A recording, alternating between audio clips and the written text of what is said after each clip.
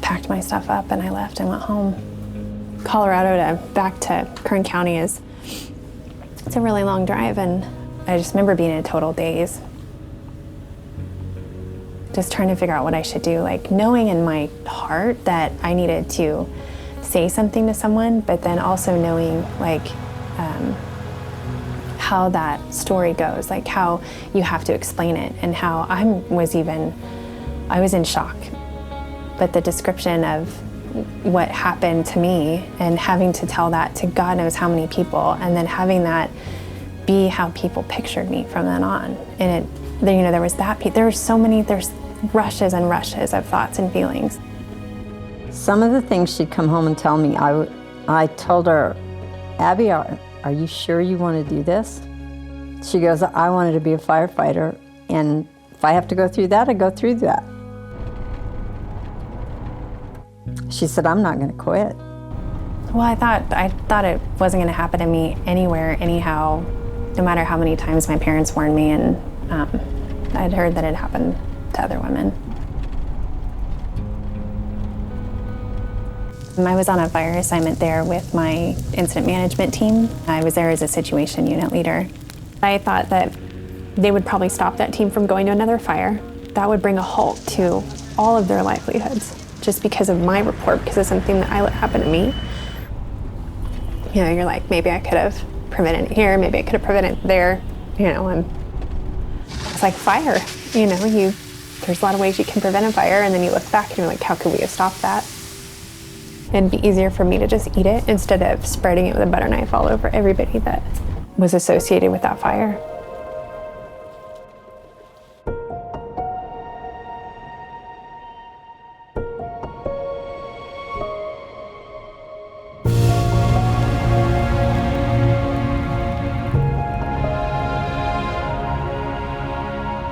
I'm sitting in my car and I see that Abby Bolt is calling me, and I gotta pick up that phone. At this time, when my family would call each other, it was like shit has hit the fan, the horses got out, or the goats are in the canyon, like something happened, a bear ate the dog. Abby told me she had just finished her interrogation. And she was like, Abby, I don't wanna report this, I don't wanna report this, I'm so scared to report this.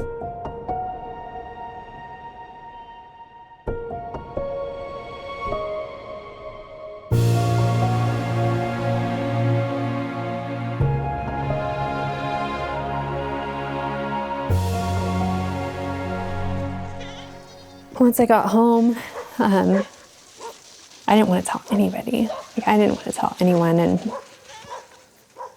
at some point I had reached out to my girlfriend. She was my best friend since 4th grade. She grew up here, and she was a police officer. And I don't remember how or if I called her or texted her, but I had asked, I had told her something bad happened and I didn't know what to do, but I don't remember. I just remember we had quite a conversation about it, and she's like, you have to tell your husband. I just didn't want to be seen that way by anybody. And we weren't doing that great. I mean, things weren't that good in my marriage anyway, and I had a little boy, and it's like, God, I don't want to disrupt anything. And she talked me into telling him, and then kept urging me and finally convinced me to come just do a police report. After she called me from the police station and was like, Annie, I'm not going to talk about it, she shut me out, and I knew that that was bad. And she convinced me and promised me that I could do the report and then not have it go any further, and then wait and decide if I wanted the agency to know. Christy encouraged her to report it because she was like, hey, not only am I your friend, but now you've called me and I have a legal obligation. So now I can't just be your friend right now. Like, now you've reported a crime to me and I'm a detective. Instead of being Abby Bolt, the division supervisor, the prevention chief, I would have been Abby, that gal that reported rape. And it just would have been a complete identity change. And it's not in your personal life. It's in your whole, like, our professional lives are our personal lives. Like, it's everything. It's not just one piece. And living in a small town and... So Abby was describing to me what just happened in that room. And they were like, but don't you have problems in your marriage? Isn't your marriage already going through something? So maybe you wanted this. Maybe you wanted it. This just happened. She was just violently assaulted. My body, see how I can feel it? I know you're feeling it. This affects people, and it affects the people around them. To have your hero, who you have watched be G.I. Jane her whole life, she had a miscarriage and she kept fighting fire. She saw a bear, and when other guys get scared, she knows how to handle bears because our mom taught us how to handle bears when we were 5. She is a bulldozer of a woman, and she's also compassionate and will hold your hand when the shit hits the fan, and she will put all of her shit aside and she will come and get you out of that shitty boyfriend's house that you should have never been in. And you know, they say never meet your heroes. But if your heroes are your family, I don't want any woman to have to call their sister and tell the story I'm telling you.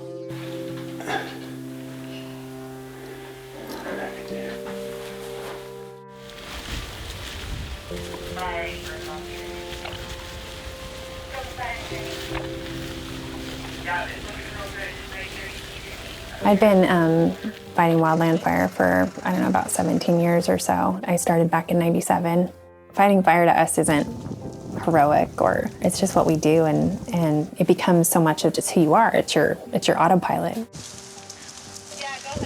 You know, I've heard from people that tell me what a great job she did, what a great firefighter she was.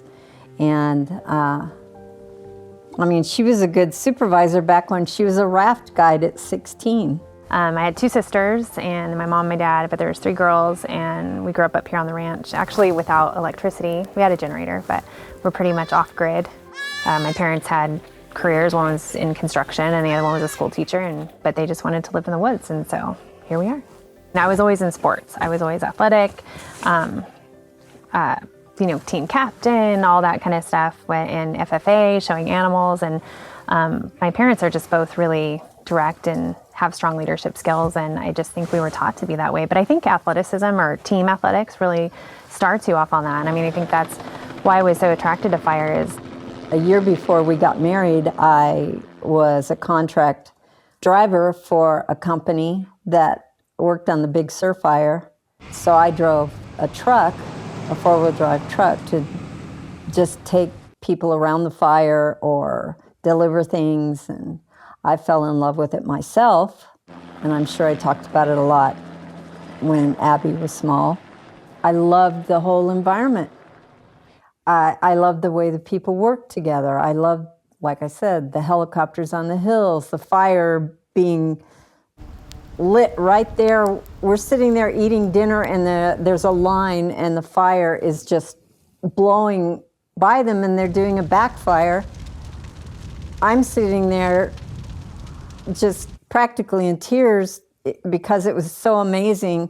Everybody else just sitting there eating their dinner. I'm sure that I probably said some things about it. So when she wanted to be a firefighter, it didn't surprise me a bit.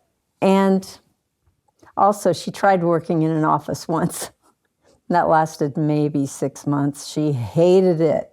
She had to be outside. yeah, so it's got like the King Kong. No, the cartoons. Come on. And all the cartoons.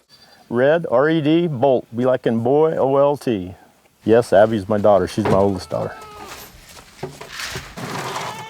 She looked for what she wanted to do and took on that career. And when she took it on, she wanted to be one of the best that there was, and she studied it all the time. One thing that she did that I was kind of impressed with when she started rappelling out of helicopters. I'm kind of impressed with people that's got the guts to jump on a rope and come down out of that helicopter. You know, I wouldn't do that, but she did it.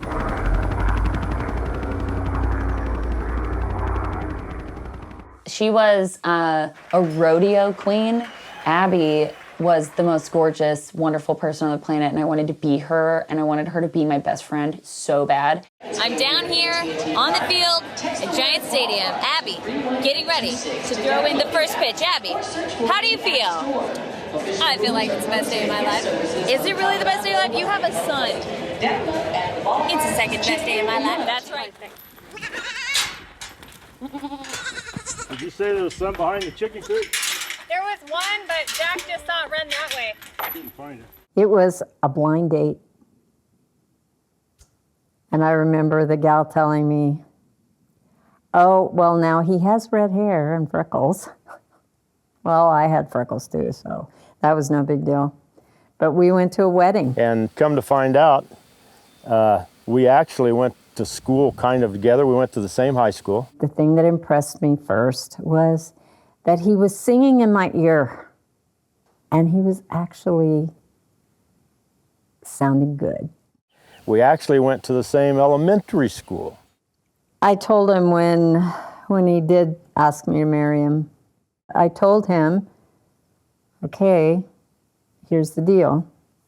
You don't hit me, and I won't shoot you. And so for my first birthday after we got married, he bought me a little pistol, .32 pistol. And I've never had to use it on him, not once. I've come close, real close, but no. Raised all the kids to be pretty much self-sufficient, you know, have their own train of thought, don't rely on anybody. And we raised them up to be able to do just about anything that they wanted to do and anything that was absolutely necessary to do. I wanted them to be strong for themselves and everyone else, and I wanted them to be kind and caring, but to stand up for themselves always.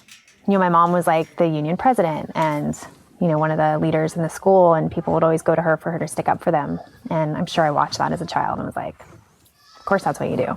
I always told my girls they could do anything they wanted to do.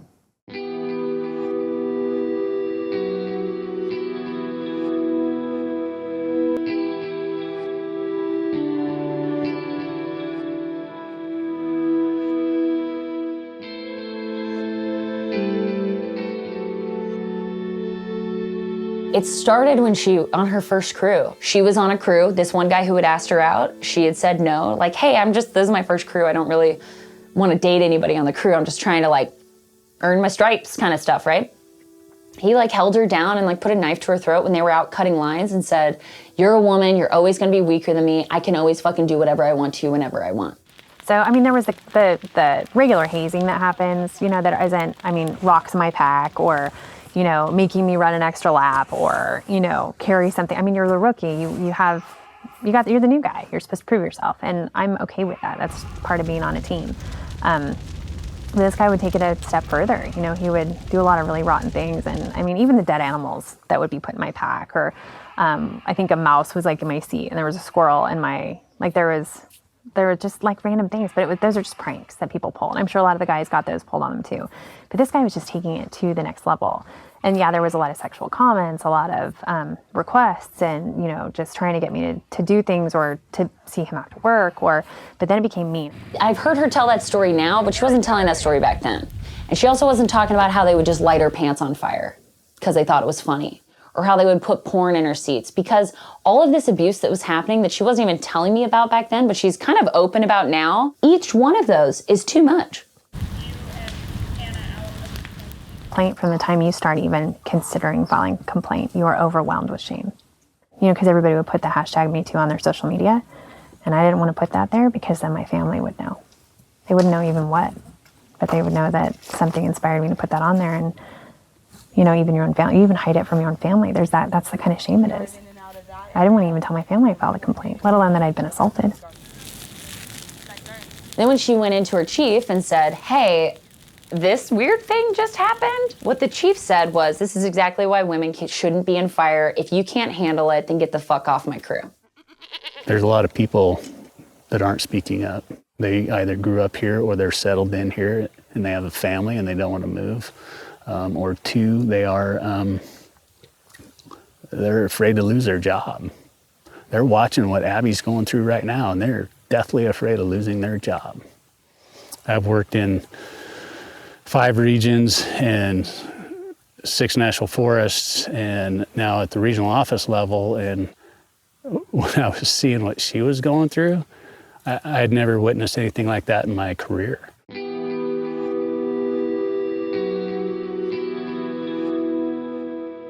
So what my retaliation looked like was taking all my opportunities away, taking away everything that I loved about my job. Because my job was never a job. Like, it was my life. And my career was my life. It wasn't what I did, it was who I was, who I am. They took away all my teaching opportunities. I was on an incident management team. They took that away from me. My fire assignments, which means income, overtime, security, took away my opportunity for flexibility in my schedule. While I was a newly single mom and I had a lot of needs, my mom had cancer, so I was asking was for flexibility that we have already. But it's all at the discretion of that supervisor that can say, you can use it, you can't use it, and have a reason. They can come up with a million reasons, why. Because people have been like, well, it's about you being a mom, and at that point, it's not necessarily just about being a mom, because they can really make you hurt. But it could be the same thing for a dad, or has a parent who's ailing at home. That's just being a human, and it's that whole caretaker thing. And so when they start to affect those things that they know shape your life and your livelihood, that kind of retaliation is it's dark and it's doable.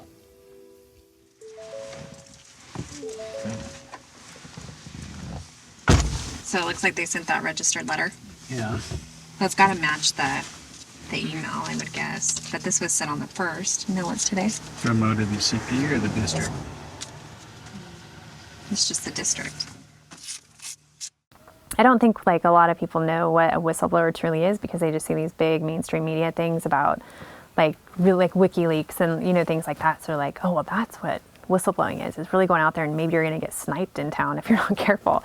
But it's calling bullshit is really what it is. It's calling out an organization or a person, for doing something wrong.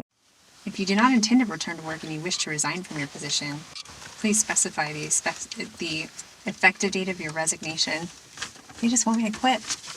Well, I battle with it because I feel there's just so much stigma with stuff, but you feel like, people say get over it. I mean, I guess I could look at it different and just say, I don't have to worry about what they think or what they see, but you're worrying and you're like, am I making a bigger deal out of this than it is?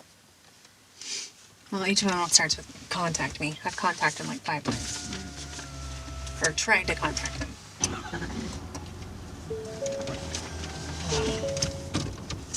all right. Saturday.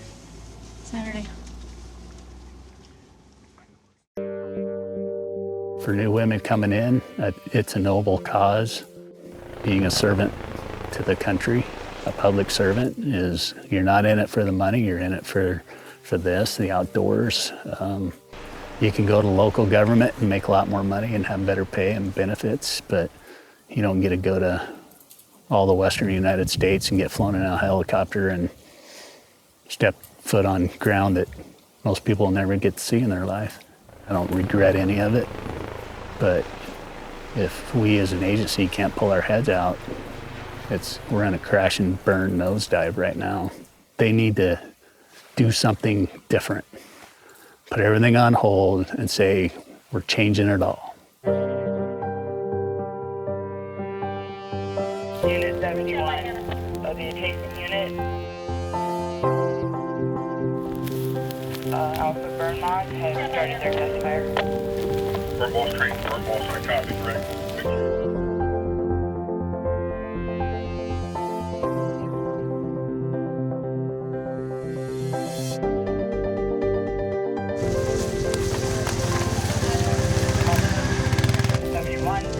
We are starting our test fire at this time.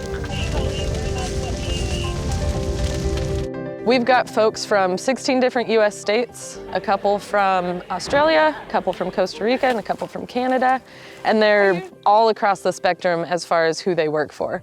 So we've got Forest Service, BLM, Park Service, lots of state forestry departments, some private contractors, a little bit of everybody, which is great. It's a huge diversity in background, which means we get a diversity in knowledge and protocol, so everybody does things a little bit different, and we get to say, oh, you do that way better than we do it. I'm gonna take that back.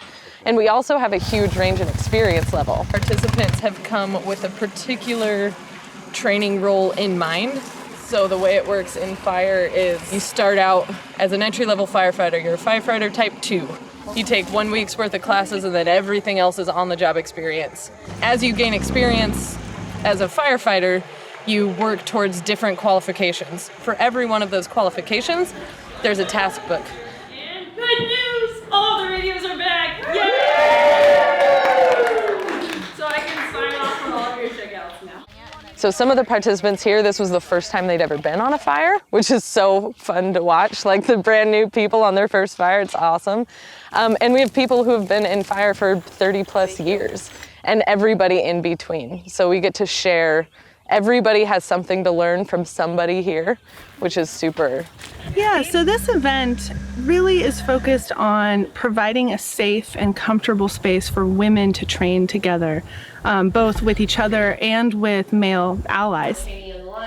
One of the key things that WTREX offers is seeing women at all levels in fire. If you talk to a typical new firefighter who, she may be the only woman on a 20-person hand crew, and she might be the only woman in her whole district who works in fire. We have women involved who are the only woman in their region who are on a fire crew. So WTREX brings those folks together and gives them this forum to develop mentorship roles, relationships, partnerships. And you'll hear the women in this group saying that they have never before been in a room with 40 other female fire practitioners. It's just so powerful.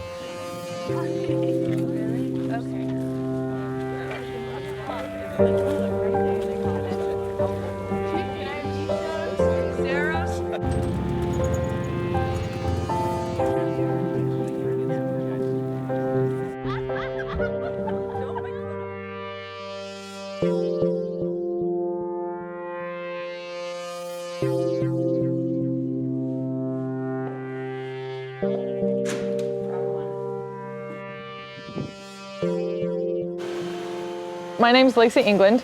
I've been in wildland fire on the suppression side for 10 years. This will be my 10th season.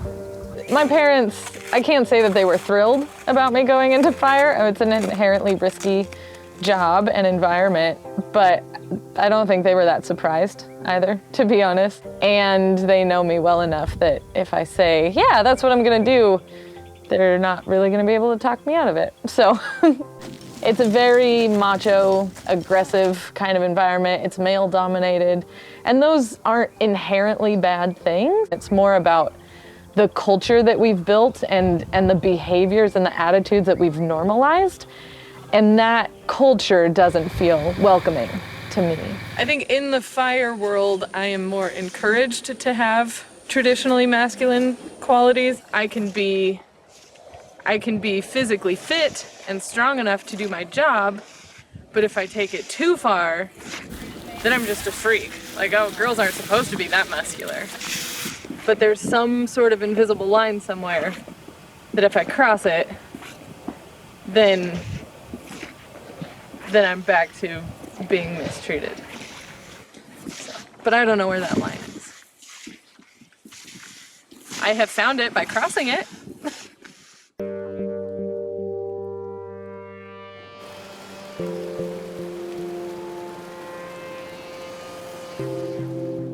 The fire paradigm, the fire culture is very exclusive.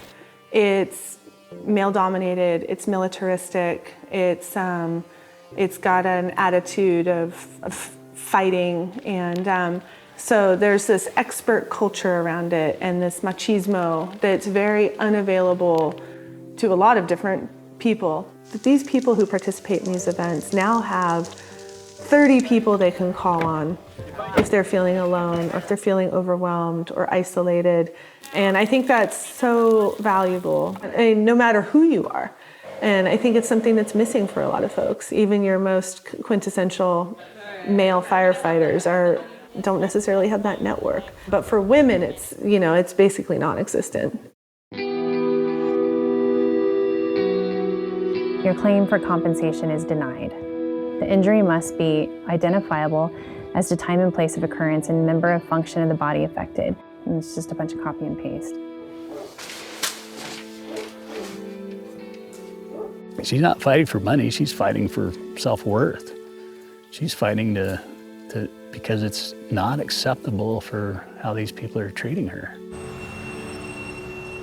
In early 2016, I read an article about female park rangers at the Grand Canyon. It was an article on a report that came out of the Department of Interior, and how in this pristine, wonderful environment, like this all-American environment, there was this terrible sexual harassment happening, and how the women had to put up with so much. And talking with the partner who assigned potential clients to attorneys, June Calajarvi, at the time, I told her about this article.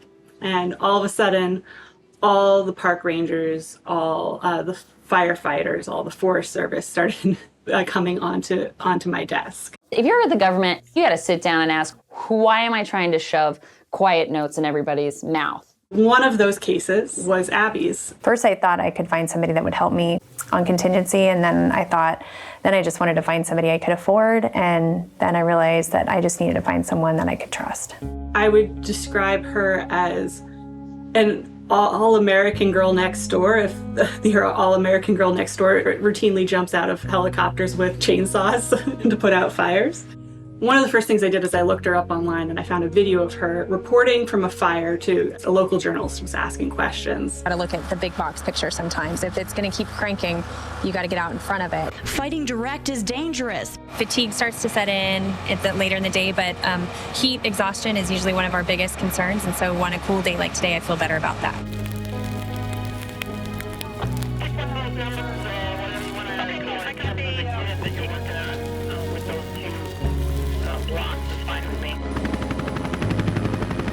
Fire scene is like people are testing this culture thing, and they want to fix it, but do they want to fix it bad enough, and do they want to have those really, really difficult conversations that they're going to have? So I want to see more women come into the field, because right now we're at 90% men, 10% women, give or take. But really important, we can't throw women into an environment that's not supportive and just say, come on in, you'll be fine, because some of them aren't fine. Abby did an admirable job of handling her case, asking for help. Every single quarter she could. She went to management in Washington. She went to her union. She went to her managers at the forest and asked for help, and everyone turned her away. Abby's case at its heart was a case of retaliation. She came to me the second time around. She had already filed a complaint, and it didn't go anywhere, alleging gender discrimination, saying, hey, my bosses are treating me differently and aren't giving me the same accommodations they're giving to my male colleagues. When she filed that put a target on her back, and her work life was never the same since. I haven't gone to work for a while, and my son, he still doesn't know what's going on, because he keeps asking me, like, Mom, why are you on those fires? I'm like, I'm working from home, bud. Let's go get a jacket. I don't need one. You're gonna wish you had one. Yeah, we're gonna get one with Jack. So yeah, it's been really hard. It's changed my life completely. But I knew that I had been told from the time that I was first up in this career that if you file a complaint, it'll ruin you. It'll ruin your life. And they were not kidding. When people go in to be firefighters, it pulls a certain type of person. And when something that they've wanted to be and have been all their life, and all of a sudden the rug is ripped out from under them, not by people outside the agency, but by people that are right there with them, and they just get their life ruined. They don't just do this to women. They do this to men too, that they just all of a sudden decide a person may say something they don't like, and so they'll push them out. There's a very long list of things, but basically it comes down to sexual harassment, where there's a lot of different pieces and strings in it that, not only is it about harassment, but it's also just, being retaliated on because I brought up harassment initially, and this is really about the retaliation for bringing that up. We're gonna have a lot of moving parts. The duration, for the most part, won't change, except for the burn bosses. We have 3 firing teams, Laura and Catherine, being in activities. And then everybody will rendezvous at the briefing at 12:30. The men are just as important as the women here. For us to get the change that we want, we really need the men to support us. By providing this opportunity for the men, they go home feeling so much more empowered to support women, and I would say even support other men. You know, in a way, yes, we're just reaching the good men. I think what we see is we do have a lot of good men in fire, but they're silent. They're not out there saying, hey, we need to stop this. They also don't understand what women are going through. So even though we have these good men coming here, we're really opening their eyes to the challenges that women face in the fire service. And also we're opening their eyes to show them how freaking capable we are.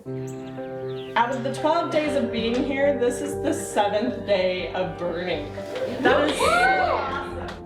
These 2 weeks, listening to these women firefighters, listening to their stories and their challenges, it has been disappointing to me to know that our wildland firefighting community treats some of our firefighters this way. One of our trainees who's in kind of a leadership role, she came out on the fire line on the very first day that we were burning and immediately put on this bold red lipstick. We all kind of laughed about it, and she said, you know, it's kind of for fun, but it also makes me feel powerful. And we all put it on at one of our after action reviews at the end of a burn one day. And even the men in the group put on the lipstick. And it was just such a fun, light thing to do. And we had a guest here and he saw us with the lipstick, and then we were all talking about painting our nails. And he said, you know, I'm trying so hard to understand this. I thought I'd come to this event and not see any of these like gender norms. And I loved that, because I think that the thing to know about women in fire is that they're not all gonna be tough and masculine. And they're not all going to be petite and prissy. We're all of that. And everyone's their own unique person. Not be feminine in that way at all, we don't have to. We're open to all of it. It's what it's like to be a woman in fire.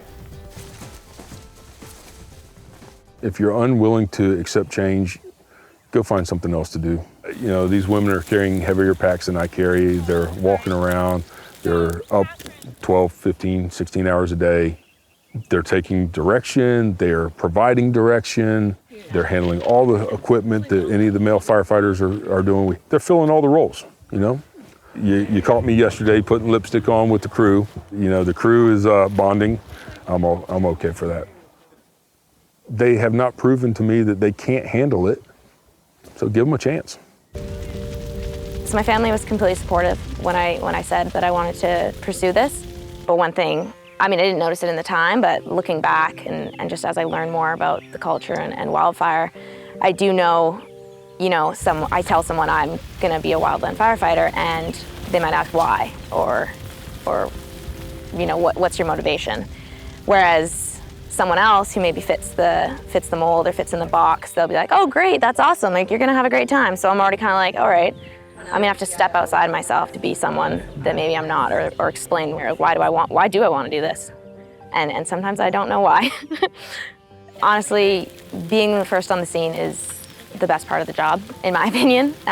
Being on standby and waiting for that call and getting that call and not really knowing what to expect. I mean, it can be 30-foot flames, or you can get there and it's just like a fizzling campfire. And you're like, okay, well, guess we're here. We'll hang out for a bit, watch it. And yeah, other times there's all these agencies around, there's structural, there's a lot going on. And that's kind of when you're in your groove and you're in that moment. And that's what I really love about it, is you're not thinking per se, you're just in it and it's organized chaos. And that's really what keeps me alive in it. I have seen people treat their chainsaws better than they treat their coworkers, which is really disappointing. Expending the mental energy that it takes to do my job well, being in a dynamic, changing, risky environment, that's tiring in itself. But when I add on top of that, the extra energy I have to spend constantly evaluating my place in an environment that doesn't feel 100% safe, I don't have much of that energy left. And I've hit the point where the good is not outweighing the toll that it's taking on me. I want to be part of the solution. I'm not just here to bitch about it and move on. We study fire, we study what it does and what it's going to do based on topography, weather, tons of things to consider. So in that way, it kind of behaves the same way as humans. Humans are really good at focusing on ourselves and doing what we want to do and assuming that everything around us can bend to our will. If you don't take care of the people who are trying to take care of the planet, then we don't take care of the planet. What keeps me going is I don't care if we can't recruit more women. In fact, I would rather not recruit more women until we fix the problem that's not keeping them in it. Once you say something, there's no shutting that door and you get a target on your back. Has been my experience. As long as people are allowed to retire with full benefits and no one is disciplined and no one is held accountable, no one is going to change. There's no consequences for what they're doing to people. I took a risk on saying anything about it to the media. So it was really hard for the PBS reporters to pull it out of me, and it was really hard for me to finally say, like, okay, you can use that. You know, one is because my family had no idea. Recently, she's been getting anonymous, intimidating notes at work. One singled out that she was a single mother. I just don't think I can say the word, but I mean, I can just say, I mean, we know what sexually assaulted means, right? We asked the U.S. Forest Service to talk with us on camera about all of this. I'm standing in front of their headquarters here. They declined all of our requests. And two is, I was afraid that the agency would clearly know that they had an employee that was assaulted while on a work assignment, and they would start asking questions. They didn't ask one question. They haven't asked anything. Not in all these months. Last October, someone scrawled "quit" onto the window of her vehicle. Bolt says the cumulative effect of all this bullying is wearing her down. 2, 3, 4 media pieces. Catherine Kendall, Lily Bernard, and Abby Bolt, thank you very much for taking the time to talk to us. Thank you. Saying that Abby Bolt, while on a work as fire assignment, was sexually assaulted. Should we call her? Should we ask her just who was it? Or if it was, you know, any questions you would think? Nothing.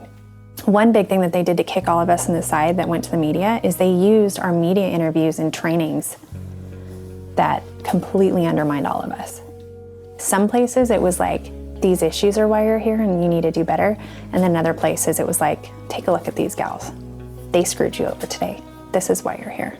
Some of the people that I have stood up and brought forward their unethical behavior were the ones that were conducting the training in my own office using my interviews to show all my peers. I mean, I get that they're gonna watch it on the news. I get that. But to have it brought into my office and used as training material was just, it just made it so much worse. Something my mom said to me after we saw that piece, she started to get mean. And I know that when she gets mean, it's just because she's sad. And she just watched her like superhero of a daughter, and she's having that feeling of, this is my fault, and she's blaming herself for it. She didn't tell me everything. Obviously, I found out later. It's like why I didn't tell my parents. It's the same thing. Like I had a hard time. I didn't want them to be worried that they didn't protect me or be stuck in an investigation. But I could see my mom getting all these feelings, right? Yeah. And you just want to fix it. You just want to make them feel better. At that point on, like in that fire season, I mean, I rolled on like nothing happened. I tried so hard. I mean, but I went. I dove so hard into work, into the gym, into anything that could take my mind off of that and just pretend like it didn't happen. I don't want to be a part of the Me Too movement. I don't want to be part of like some victims group, and I don't want to be a part of all that. But when you are standing on the other side of it, then you get it more. And I've been in severe denial for a long time about it. I mean, I'm really good at just taking that, putting it in a box and putting it over there, because that's just an easier way to deal with it. And I had definitely put it in a box until this year. And I mean, it would be there, it would surface, but I could just shove it back down. So it's like, I always look at it, you're looking at a fire and someone's on one side of the fire and someone's on the other side of the fire, and you can't see each other, so you have to communicate that. And the health of our organizations lands on the mental health of the people, and we can't see that. You have to communicate, and that's where the link's broken. And so the only way we're gonna get better and really protect our forests is to make that link and really start communicating about everything that involves humans. You know, but Abby's the type person that if it's right, it's right. If it's wrong, it's wrong, and that's the way it's gonna be. This sexual harassment stuff, after they get caught doing it, what I think they're trying to do is fire the person, get rid of it. I think they've done it for years and years and years.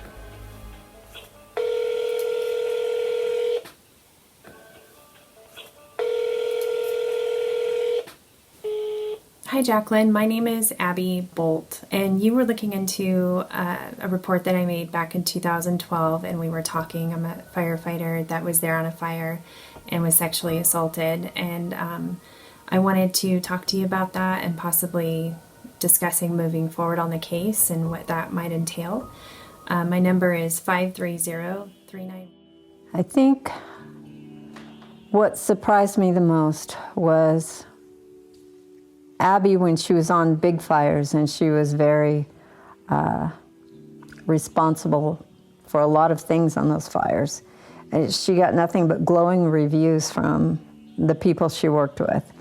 And she can't go on any more big fires, and she can't even go to trainings. And she was just like, I don't think she even realized what the problem was before until it actually hit her.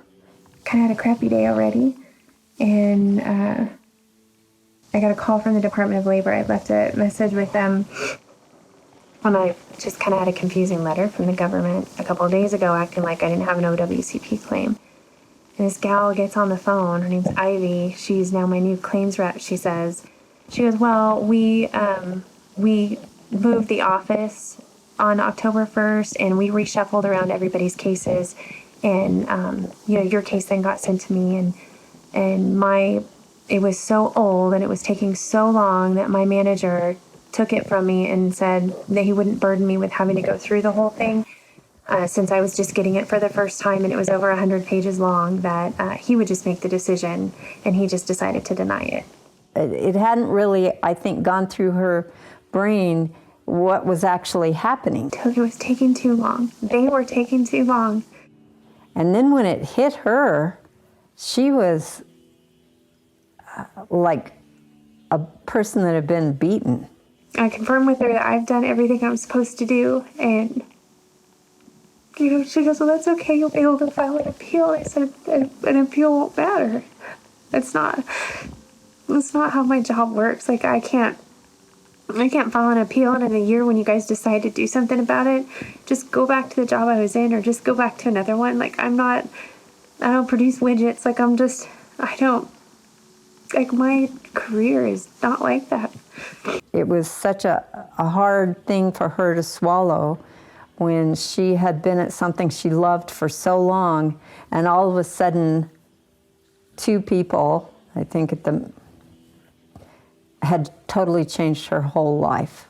And she said, well, he just looked and he said that he saw that you'd been suspended and all this stuff. So your problems weren't abuse. They were just administrative actions. And I pointed out to her all the pieces, like, did you read this piece? Did you look at that? They admit all their lies. They're lying in one document that doesn't go along with another. Like, it's all in there. Did you read the documents from my attorney? Did you read the depositions? And she was just lost. She's like, I really haven't gone over any of it, and it looks like some of this hasn't even been looked at. And she's like, so you'll probably have a strong appeal, but they just threw it back because it was taking too long. So they needed to show they were doing something with it and toss it out of the hopper. And like, they just don't even care. Now I don't know if she'll ever get to be a firefighter again, like I've said, because she has been a fighter. And it kind of makes me feel bad because I raised them to be fighters, and it has hurt her. just gonna fight harder, right? Yeah. But I think when it's all said and done, she's going to be very happy that she did it. She's going to feel that maybe she made a difference. I hope, because it's been a big thing for her. It's been quite a disappointment.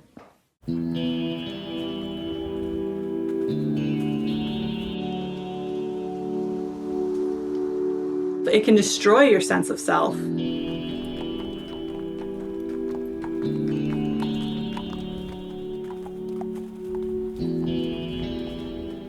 It can destroy your family life. It can destroy your ability to proceed and move on and rise up in the workplace. And it was really important to me that I could help people that were in such a position. Right now all I am is a piece of paper. Like, there are people and places making decisions on what to do with me and how to handle my situation and my case that all they've seen is my name on a piece of paper. Keep this formal at the moment. So it's a proposed suspension? It's a proposed suspension. Okay, I want my union rep to be here. There's no questions that you can ask. And they've seen like allegations about my supervisors and, you know, opinions of me by people that don't know me. And I want them to see like I'm a real person and I'm not an idiot and I do have something to say, and see how strongly I have to say it. Maybe they'll realize why I scared the hell out of my supervisor. It's critical for judges to hear cases like this. In the individual sense, all my clients want is their day in court. They want to tell their story. They want to be heard. In the months coming up to the hearing, Abby and I did a lot of prep over the phone. We put together all our documents. We figured out what witnesses were going to be called and what order. It was nerve-wracking, but at the same time, I was able to let go of some of it, knowing that I was paying an attorney to do that. If it was me by myself, I would have fallen apart. I sat down and I wrote out the questions that I was going to ask every witness. And I sat down and wrote out the questions I was going to ask Abby to prove her case and figure out when I was going to show what evidence to the judge. Then I found out that it was her first hearing. Right? And because it so rarely goes to hearing, those judges are pressured to get the case out before it ever gets that far. So the fact mine was at hearing was like a big deal. I flew out there and met Abby and her family. She tells me this the night before. She does such an amazing job, and she's so hard on herself, you know, wanting to make sure that it's perfect, and she's like getting herself pumped up and getting all this stuff ready. We were literally in her hotel room with all these binders spread out and getting through everything, and then she tells me like and then I was like, what? We did last minute prep on testimony. At first I thought like, I can't believe it's your first one and I'm your guinea pig, you know. But at the same time I thought, cool, let's do this. The morning of the first day, we all got up early and we walked over to the federal building in Los Angeles together.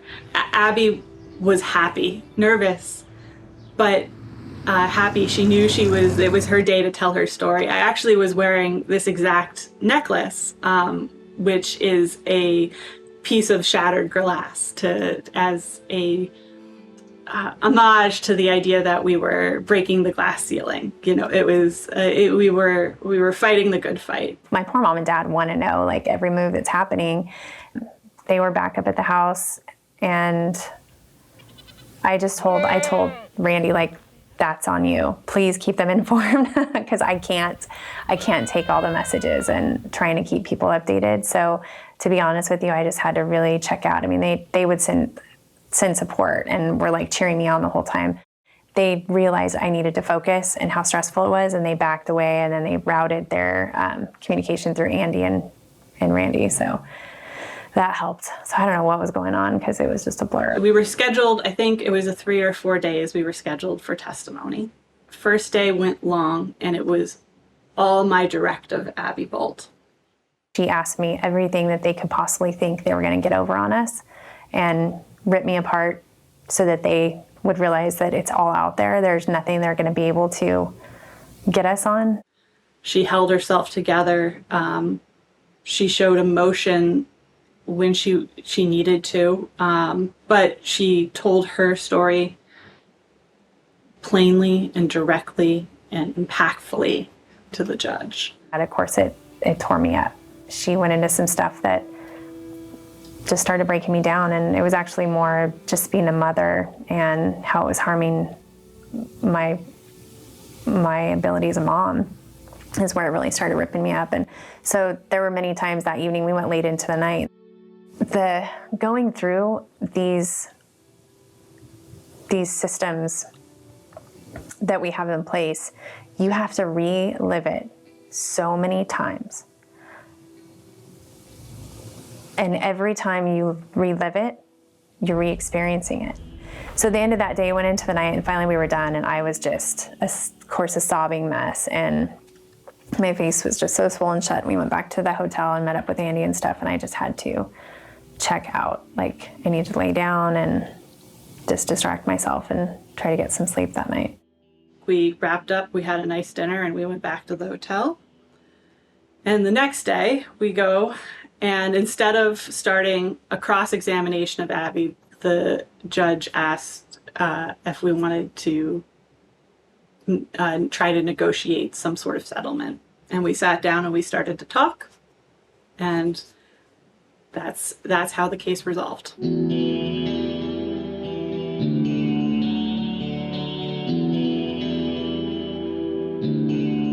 It's what they call a mixed case.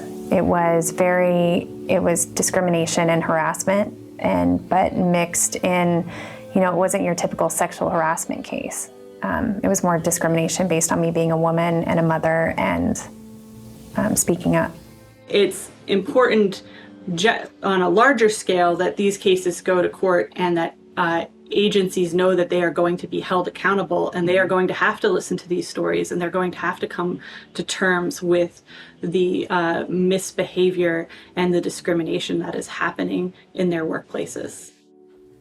Different emotions of thankfulness that we were through it, and happiness that it turned out, I think, as well as it could for us personally, for Abby personally, and then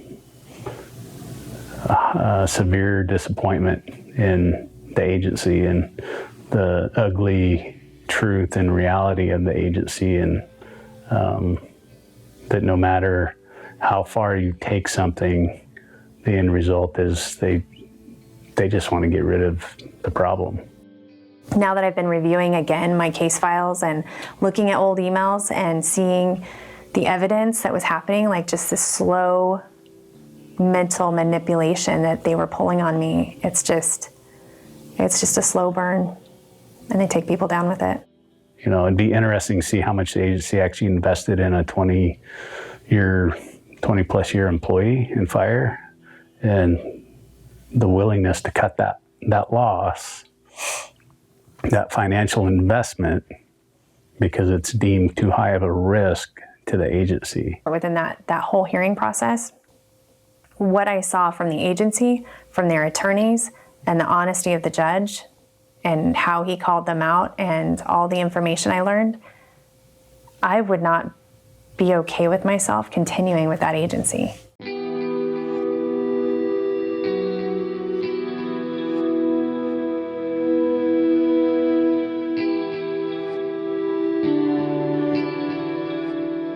Leadership is an action, not a title. I was provided an article, and the headline is Forest Service Battalion Chief Resigns, and in an open letter to the Secretary of Agriculture, it details that a woman who has been serving for 22 years in the U.S. Forest Service has resigned because, in her words, she says Forest Service leaders have failed to demonstrate moral courage by adhering to high ethical standards and choosing the difficult right over the easy wrong that helped me in determining my decision to resign.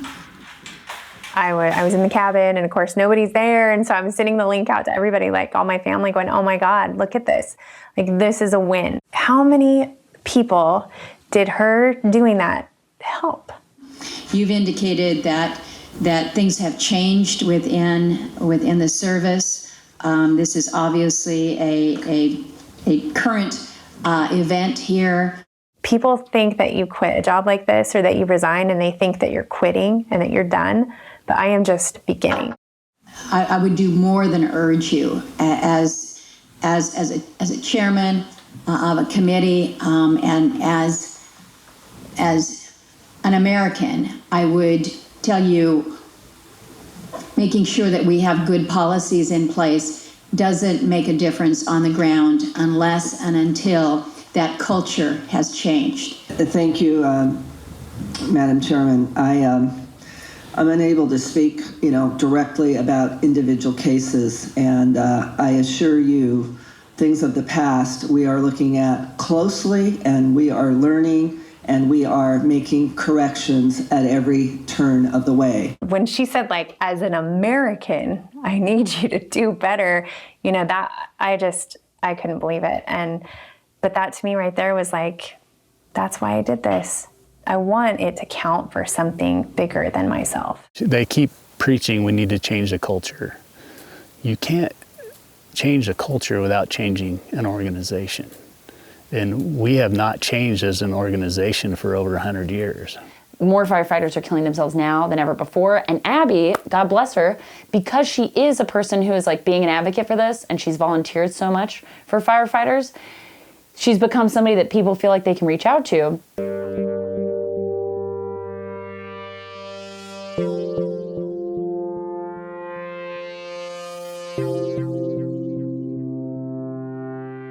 These are good people who are not being given space to have feelings. Well, I've really seen the accountability. If a man gets in trouble, he is given a higher position in a different place. They don't reprimand them, they give them an advancement and send them to a new place. As an employment lawyer, I see it all over the American workplace and not just the Forest Service. It just seems easier for employers to take problem managers and give them a promotion instead of dealing with the issue at hand. To me, Abby is a symbol of what's happening, and I didn't really realize it before. I thought it was kind of nice that women were getting into that job, because what she was doing, it wouldn't matter male or female, or you just have to have big guys with big muscles. No, you didn't. And so it was time for women to be into that. It's particularly pronounced in industries that are still male-dominated. The women enter, and the only way they feel like they can get their foot in the door is to be one of the boys and to go along with the teasing and the words and the attitudes that contribute to the gender discrimination and the sexual trauma. And once those women establish themselves and start to become leaders, that puts a target on their back a lot, and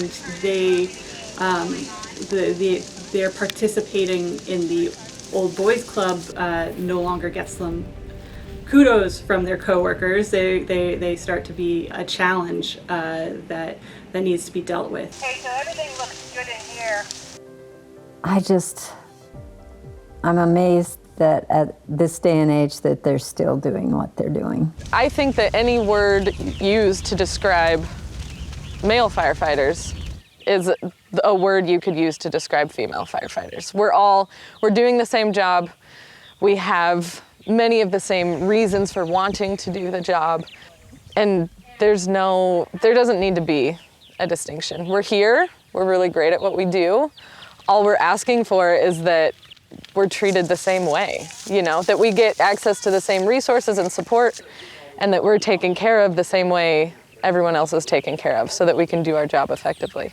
Yeah, we need the agency to protect us. All I'm seeing is they're protecting the ones that have more power or that can influence people more.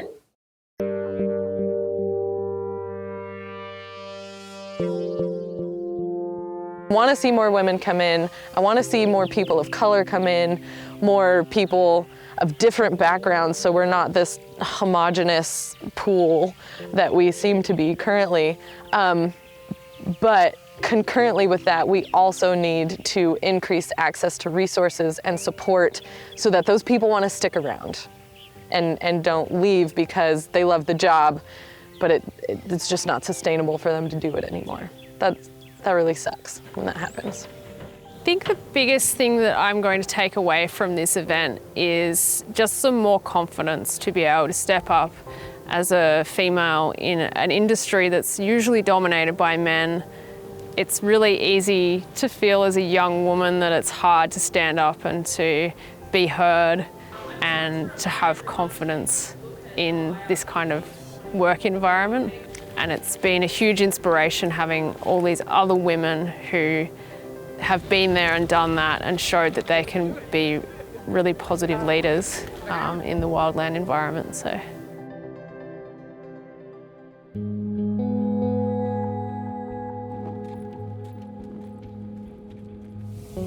I said, Bob, with my personal relationship with Abby aside, this is a sad day for the agency. Since she has sent her resignation, she has received thousands of returned positive messages of support, disappointment in the agency, and shared stories of similar treatment throughout the agency nationwide. This region and the respective line officers and employee relations were on the wrong side of this and made a bad decision to let a strong female in fire and aviation leave this agency. I could go on and on with the leadership failures Abby has endured, and our agency does nothing. Promotes the district FMO and relocates him at the government expense. I'm saddened by how the agency has handled her situation. It's devastating to her life, work, and personal life that she has committed her mind, body, and soul to. We have over $150,000 of attorney debt, trying to fight the good fight, the right fight, the one battle worth dying on the side of the mountain for. I would have guided and counseled her otherwise if I thought she was not on good ground. Point is, she has not been afforded the same treatment and support as I have been throughout my career, by man or woman. It's high time this agency starts calling out these individuals, and more specifically, these line officers who are incompetent in their command. She is content in her decision to resign and will still continue to fight the good fight. We lost a high performer of the highest quality today, Bob. Signed, Skelton. It's hard to move a behemoth like the federal government, and I think change is happening. We are starting to see some excellent people in leadership. Hopefully they will stick to their values and continue to bring change and accountability to the organization. And not just the Forest Service, not just the Department of Agriculture, not just the federal government, but employers all over the country. There are other people that are going to make a difference, and then when girls come up, it won't be such a problem. If they can fix it. If Congress will actually get their stuff together, and when they do make an announcement, which they've already done, they have to make sure it's being followed. Women Need to stand up for each other in the workplace. And that can be really scary, and that can be really hard, especially when you see things like what happened to Abby Bolt happen to you and happen to your coworkers. You have a 22-year veteran, someone who has achieved a position as battalion chief. When you have someone like that saying, enough is not being done, we still have a failure within your system. We still have a level of harassment, of assault that is clearly not acceptable. Abby got to tell her story, and it was a painful story, but I'm so proud of her that she did it. I'm still proud that she's a firefighter.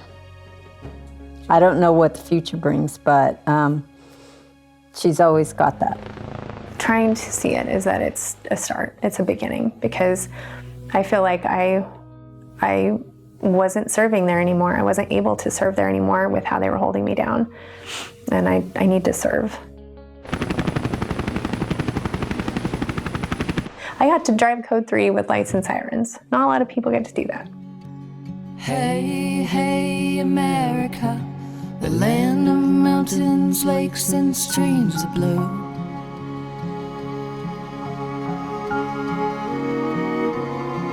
And I've been trying so many years now, too many years to count, to get a hold of you.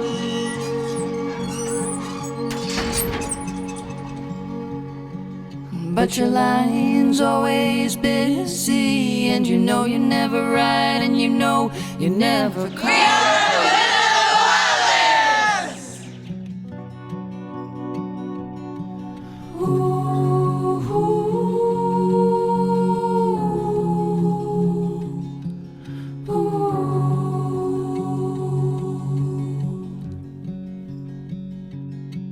But things as they stand now, I'm gonna put on my hat and get on back to work.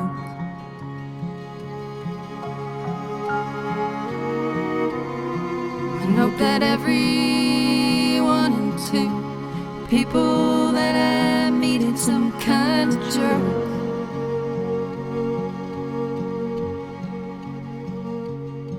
You know I don't care anymore about the schemes of dreams. You know they ain't my own.